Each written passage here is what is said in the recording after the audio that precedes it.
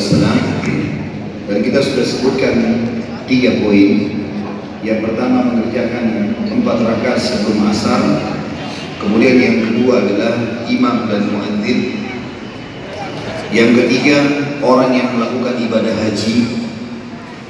Dan yang keempat termasuk sekarang adalah orang yang dimohonkan ampun oleh para jemaah haji.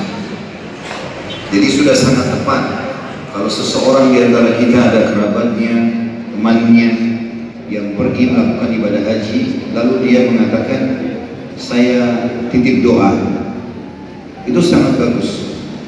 Karena jemaah haji sendiri sudah mendapatkan permohonan ampun kepada Allah dari Nabi SAW, dan doanya pun kalau dia mohon ampun untuk orang lain diijabah. Sesuai dengan sabda Nabi SAW dalam hadis tadi yang sudah kita sebutkan, di mana beliau bersabda, Allahumma ighfir lil haji wa liman istaghfara lahul hajj. Ya Allah, ampunilah jemaah haji dan ampuni semua siapapun yang dimohonkan ampun oleh jemaah haji itu. Jadi sudah sangat wajar kalau seandainya seseorang di antara kita menitipkan agama